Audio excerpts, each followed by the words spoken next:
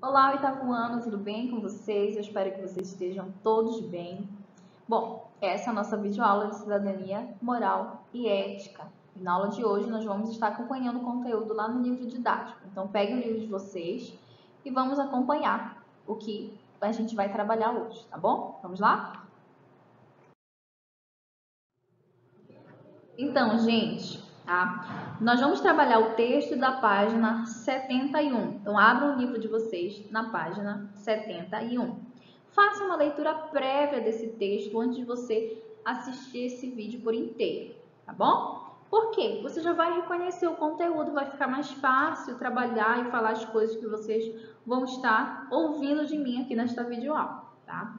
Então, vamos lá. Gente, o texto vai falar sobre a atenção às leis de trânsito. Por que a gente deve ter atenção? Por que é importante conhecê-las? E quais as condutas dos condutores? Quais condutas eles devem ter, tá bom? Então, nesse sentido, eu já conversei com vocês, já falei sobre a questão da importância das leis, por que as leis foram criadas, e vocês me responderam coisas muito pertinentes. Então, quando a gente fala em leis de trânsito, a gente tem que ter noção que elas foram formuladas para regular e evitar acidentes. Então, elas regulam a locomoção de veículos, de pessoas e previnem acidentes. Então, se eu perguntar para vocês o que são as leis de trânsito, vocês vão responder: são aquelas que foram formuladas para regular as locomoções e prevenir acidentes de trânsito. Beleza?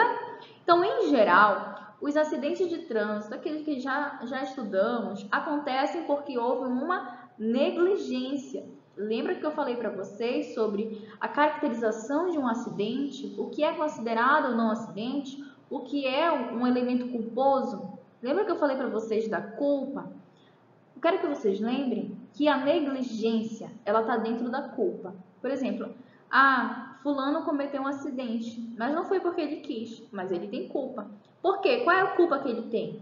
Porque ele foi negligente. Ele não teve cuidado com a conduta dele. Ele sabia que ele tinha que agir de uma certa forma, mas ele foi negligente em relação àquilo. Tá? Ele não agiu com o dever de cuidado. Então, para evitar isso, o condutor deve ter atitudes corretivas, tá? Corretivas. Quais são as atitudes corretivas? São aquelas que corrigem situações diante da possibilidade de acidente. Por exemplo, se eu vou sair com os meus amigos, vou consumir bebida alcoólica, eu, obviamente, não vou voltar dirigindo para minha casa. Eu sei que eu fui dirigindo, mas antes que eu cometa um acidente, porque eu tenho a possibilidade de cometê-lo, eu vou dizer, não, vou chamar um Uber, vou chamar um táxi e vou com um carro particular, vou pagar um carro para me deixar em casa e vou deixar o meu carro estacionado aqui. Tá? Então, é uma atitude corretiva. Apesar de eu ter ido dirigindo, eu ter consumido bebida alcoólica, mas eu soube ter consciência em relação à minha conduta, de que se eu dirigisse não seria correto, né? Eu estaria colocando em risco tanto a minha vida quanto a vida de outras pessoas. Mas existe um tipo de conduta, gente, que ela é muito mais importante, muito mais interessante do que a conduta corretiva, tá? São as atitudes preventivas, atitudes de prevenção, ou seja, você faz isso antes de cometer determinada conduta, tá? Essas atitudes preventivas evitam colocar em risco a sua vida e a vida de outras pessoas com ações imprudentes no trânsito.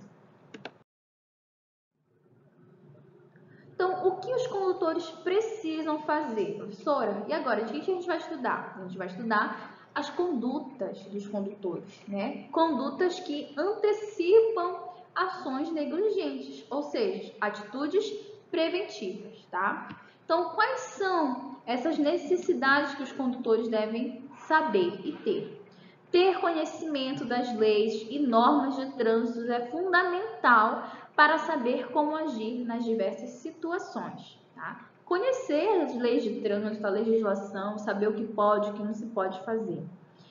Outra atitude do condutor: dirigir com atenção, estando atento a todos os elementos da via, da rua, as condições físicas e mentais do próprio condutor e dos pedestres, aos cuidados com a manutenção do veículo e ao tempo de deslocamento.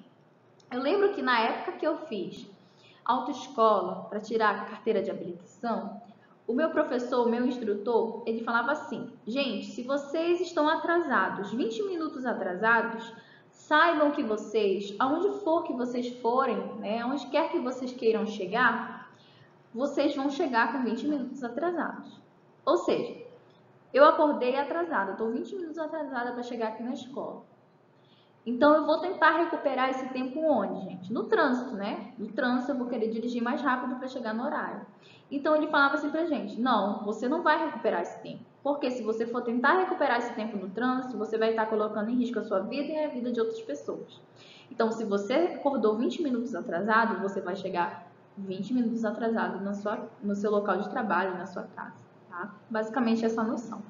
Então, outra atitude que o condutor precisa ter é desenvolver habilidades para saber manusear todos os equipamentos e realizar as manobras necessárias de forma adequada. Ou seja, vai desenvolver a boa habilidade de dirigir, de saber trocar um pneu, de saber verificar o que está acontecendo com o motor do carro, né? Não vai ser uma pessoa que só utiliza ali aquele veículo sem se preocupar com as demais informações, demais características dele e demais coisas que acontecem, tá? Então, desenvolve essa capacidade de manusear os equipamentos dentro de um veículo também. Além disso, outra conduta, né, dos condutores: devem realizar a devida manutenção do veículo. Gente, todo veículo é de responsabilidade do condutor. Deve passar por manutenções, sejam preventivas anteriormente a qualquer dano ou caos causado, ou sejam corretivas, né? Depois que um pneu fura ou tem algum problema na parte da suspensão do carro que esteja prejudicando o bom funcionamento do veículo. Então, também outra conduta é prestar atenção à qualidade dos equipamentos obrigatórios, como cinto de segurança, extintor de incêndio, tá? Então, vocês sabem que tem equipamentos obrigatórios dentro de um carro. O cinto de segurança, ele é um equipamento obrigatório e de uso obrigatório também. Então, o condutor também deve estar atento aos pneus gastos do veículo, freios desregulados, lâmpadas queimadas, limpadores de para-brisa com defeito, se a buzina não está funcionando adequadamente, se o espelho retrovisor está quebrado, se os amortecedores estão bons, se tem algum problema na direção do veículo, se a suspensão está empenada, ou seja, toda a parte mecânica, estrutural de um bom funcionamento do veículo, é o condutor que tem que estar atento a isso, gente. Além disso, o condutor deve evitar a fadiga, o sono, o estresse, visão ou audição prejudicadas, perturbação física, o estado alcoólico principalmente. Em relação às condições mentais do condutor, é preciso evitar o quê? Preocupações, aborrecimentos e temperamento agressivo. Porque, gente, isso pode causar também um acidente de trânsito. Algumas condições adversas podem prejudicar o motorista. Por exemplo, a ausência de luz pode provocar penumbra. O excesso de penumbra prejudica a capacidade do condutor de enxergar placas, outros veículos e sinalização. Penumbra é um estado do qual o ambiente fica escuro, a rua fica muito escura e ele não consegue ter uma boa visualização da via. A chuva, por exemplo, pode atrapalhar no momento que a pessoa está dirigindo. O vento, a neblina também tornam mais difícil a visualização da via, exigindo uma maior atenção. Outros problemas que podem prejudicar a vida do motorista que está conduzindo o veículo: estradas mal conservadas, buracos, desníveis, trechos escorregadios, ou obras, além do excesso de vegetação, são alguns dos fatores que aumentam o risco de acidentes. Lembra que a gente já conversou sobre como a via pública, as ruas devem ter uma boa manutenção, uma boa pavimentação para que o funcionamento do trânsito seja bom, para que não ocorra tantos acidentes. Quem aqui em Santana não viu um acidente relacionado a um buraco na rua? Por exemplo, havia uma cratera na rua, um buraco, e o condutor, uma moto, acabou caindo dentro daquele buraco, né? Isso é muito comum, principalmente numa cidade onde a gente não tem muito investimento em infraestrutura, em vias públicas. Também, quando a gente tem um trânsito muito intenso e com condutores e pedestres que não respeitam as normas estabelecidas, isso também pode aumentar o estresse de quem está utilizando o trânsito. Isso acaba afetando o comportamento das pessoas, né? Quando a gente tem pessoas estressadas no trânsito, consequentemente a gente acaba partindo para a violência, né? Para xingamento, para condições um pouco inconvenientes em relação ao trânsito. Então, quando a gente diminui essas condições adversas no trânsito, diminui os problemas existentes no trânsito, a gente diminui os riscos, a gente pode minimizar alguns determinados riscos de acidente, e assim a gente pode diminuir a quantidade de vítimas em acidentes de trânsito. E por quê, gente? Quando a gente diminui essas condições adversas, que eu acabei de elencar várias condições para vocês, a gente também acaba evitando alguns malefícios que são causados por essas condições, né? Neste caso, por exemplo, a gente evita sequelas físicas, psicológicas, sejam do condutor, seja dos outros usuários do trânsito. E também, gente, o mais importante, a gente preserva vidas, porque acidente de trânsito é grave, seja qual for, desde o mínimo.